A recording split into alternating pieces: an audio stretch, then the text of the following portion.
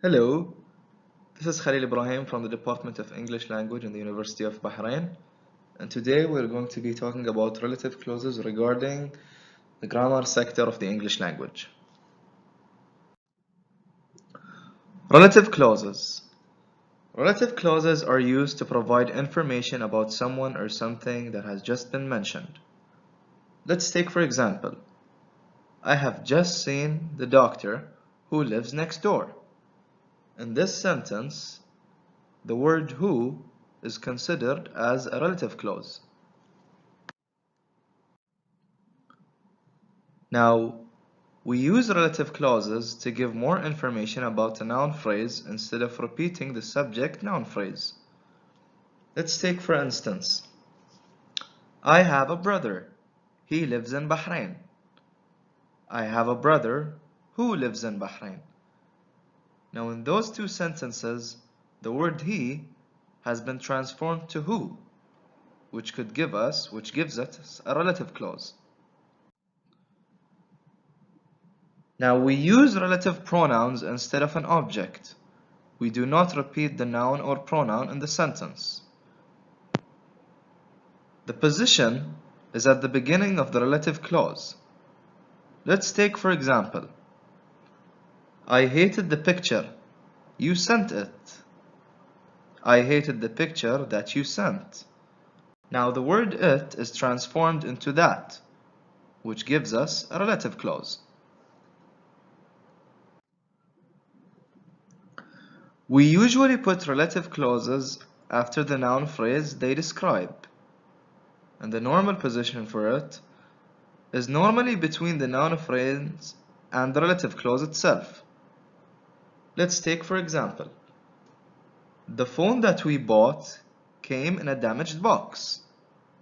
The phone that we had to buy came in a damaged box.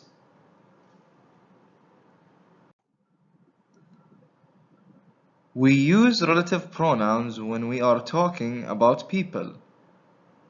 To be more specific and precise, we can use the relative pronoun as the subject of a relative clause. We also use who as the subject of a relative clause. For example, Mahmoud is a teacher. He works in India. Now the second sentence, Mahmoud is a teacher who works in India.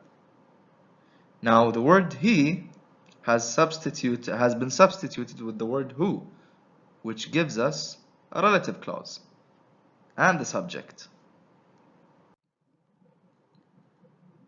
We can use whom in formal situations, and the normal position of whom is at the beginning of a relative clause. Let's take for example, the woman is Noor. You should talk to her. The woman to whom you should talk to is Noor. Now, we use which and that for things and animals. For example, I found the toys which were missing. I found the toys that were missing. In informal situations, we sometimes use that instead of who or whom for people. Let's take for instance, the man is a doctor. He lives next door. The man that lives next door is a doctor. Now the word he has been substituted to that, which indicates that this is a relative clause.